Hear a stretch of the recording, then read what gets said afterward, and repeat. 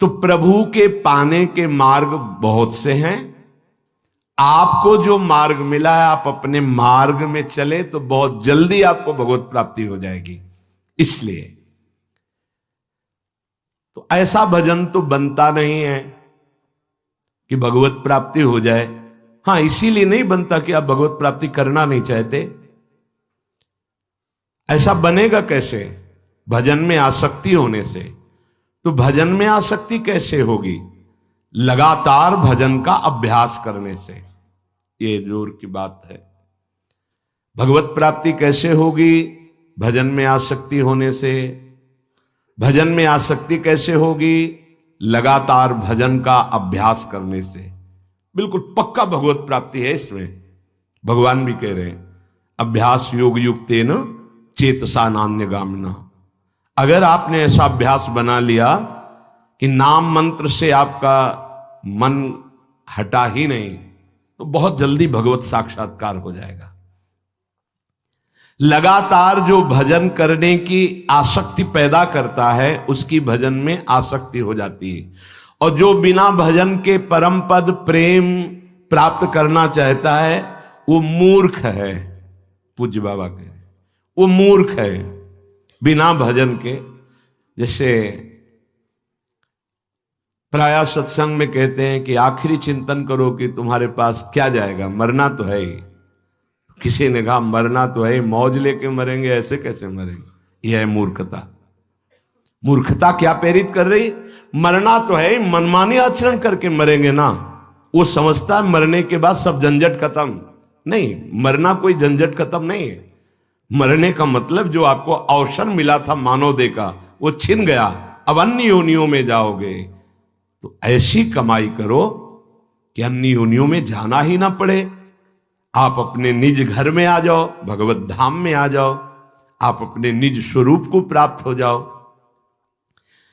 तो लगातार भजन करने से भजन में आसक्ति होती हो। भजन में जिसकी आसक्ति हो गई, उसको भगवत प्राप्ति हो जाती है।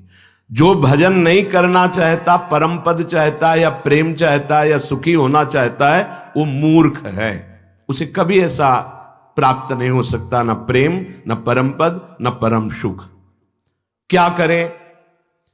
ये मन बार बार संसार के भोगों में जाता है, इसीलिए भजन में नहीं लगता। तो भजन में आसक्ति नहीं होती। क्या करें? मन तो विषयों में जाता है। पूज्य बाबा कह रहे हैं, हां हां, लोहे से लोहा काटा जाता है, ऐसे ही चिंतन से चिंतन काटा जाता है। बहुत सूक्ष्म बात है, अगर समझ पाओ।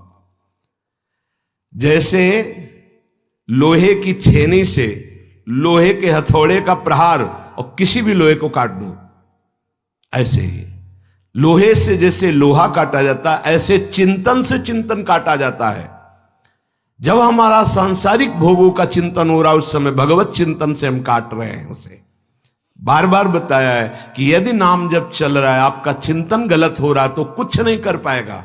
तुम्हें चिंता नहीं करनी, नाम का फल तो मिलेगा ही तुम्हें। और जो मन गलत चिंतन करा रहा है, वो उसका प्रभाव नहीं पड़ पाएगा हृदय में। आपका हृदय निर्मल रहेगा, गंदा नहीं हो पाएगा। चिंतन से चिंतन काटो, आसक्ति से आसक्ति को काटो। गुरु की आसक्ति, इष्ट की आसक्ति, नाम की आसक्ति, धाम की आसक्ति से शरीर की आसक्ति को काटो, भोगों की आसक्ति को काटो, परिवार की आसक्ति को काटो। भगवत चिंतन से भोगों के चिंतन को काटो।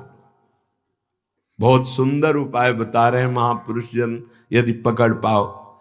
ज्यों ज्यों आपके अंदर भोगों का चिंतन की आसक्ति प्रकट हो, त्यों त्यों नाम मंत्र इनकी चिंतन की वृत्ति से उसे काट दो, कट जाएगा। पक्का विश्वास करो। उस समय आपको नहीं दिखाई दे रहा, आपके अंदर काम का विचार चल रहा है, क्रोध का विचार चल रहा है, मोह का विचार, परिवार का विचार चल रहा है। अब आप उस समय राधा राधा राधा, अब वो संस्कार नहीं डाल पाया और खत्म हो गया। ये महापुरुषों के अनुभव, तुम्हें भले अनुभव भी ना हो, लेकिन चलना ऐसे ही पड़ेगा। भगवत चिंतन, भगवन नाम चिंतन, भगवत गुण चिंतन के प्रभाव से माया गुण, माया नाम रूप, इसके चिंतन को काटना है। ज्यों ज्यों तुम्हारा नाम मंत्र में आसक्ति बढ़ती जाएगी, त्यों त्यों संसार की आसक्ति मिटती जाएगी। फिर आप देखेंगे अपने आप से आनंद की उफान आएगी। हे, किसी को फिर समझाना नहीं पड़ता कि भजन करो। जैसे भूखा आदमी एकांत में अपना पेट भरने में लगा रहता है, अच्छे अच्छे पदार्थ खाने, ऐसे ही वो भगवान के नाम को ऐसे जपता है जैसे बहुत जन्मों का भूखा, एकदम एकांत में तन्मय होकर डूबा हुआ। जैसे बाण बनाने वाला बिल्कुल रोड के किनारे बाण बना रहा है, राजा की सवारी गई उसको पता ही नहीं चला। ऐसे ही आसपास क्या हो रहा है कुछ पता नहीं, इतनी मंत्राकार वृत्ति, नामाकार वृत्ति। महाराज जी आप तो कह रहे हैं पर बहुत कठिन लग रहा है।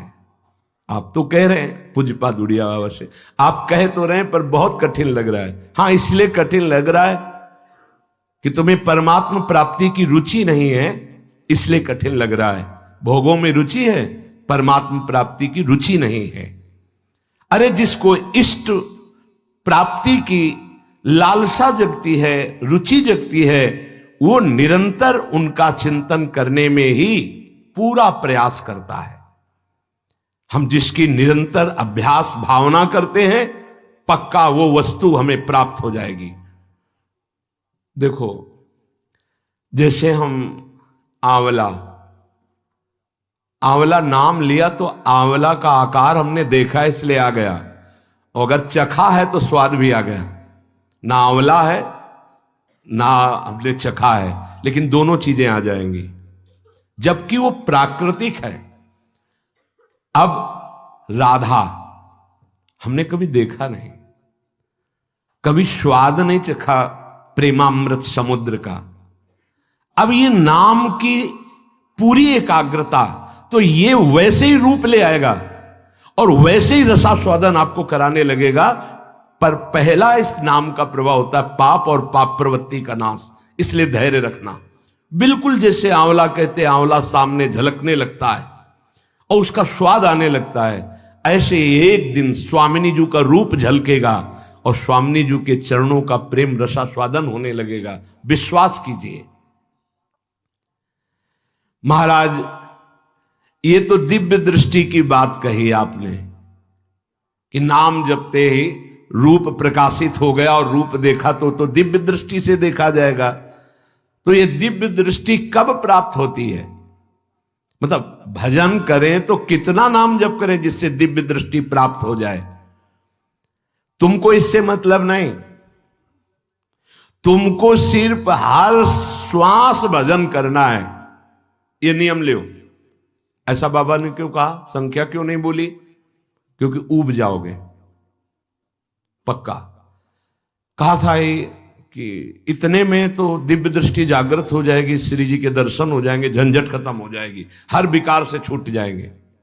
इसीलिए सच्चाई ये है कि आपके कितने पूर्व संचित जमा हैं आपको नहीं पता है, आपका कितना नवीन पाप एकत्रित हो चुका है आपको नहीं पता है, लेकिन उस प्रभु को पता है जिसका हम नाम जप कर रहे हैं।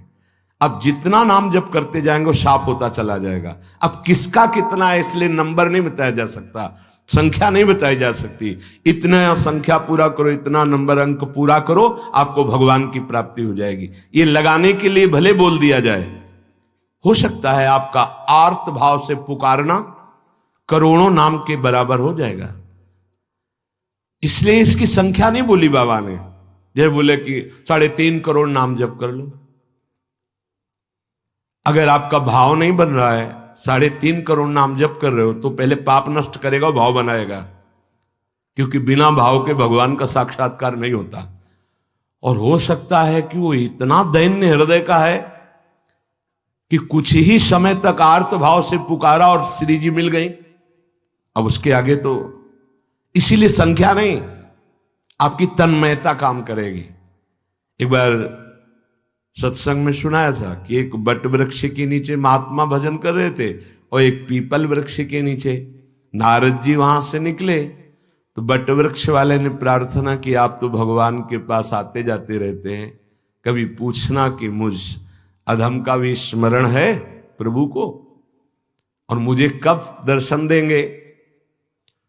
जब पीपल वाले के नजदीक गए तो उसने पूछा कि आप जब जाएं तो कभी भगवान से कहिएगा कि मुझको कब दर्शन देंगे।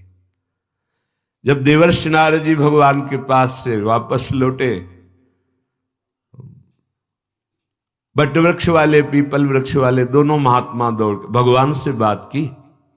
बोले हाँ। बट वृक्ष वाले से कहा इसी जन्म में तुम्हें भगवत प्राप्ति हो जाएगी। भगवान ने ऐसा कहा, तुम्हारा भजन बहुत जोर का है। वो गदगद होकर पुनः भजन में लग गए। पीपल वाले से कहा जितने पीपल के पत्ते हैं तुमको इतने जन्म भजन करना पड़ेगा तब भगवान मिलेंगे। भगवान हमें जानते हैं? हाँ हाँ। अश्रु प्रवाह चलने लगा। अभी तक तो मैं समझ रहा था कि मैं भजन कर रहा हूं, पता नहीं भगवान को पता है कि नहीं। उनको पता है कि मैं उनका भजन कर रहा हूं। रोना शुरू, चिल्ला चिल्ला के रोना शुरू किया, हे कृपालु, हे करुणामय। ऐसे आर्त भाव से उसी क्षण भगवान प्रकट हो गए, उसी क्षण गले से लगा लिया।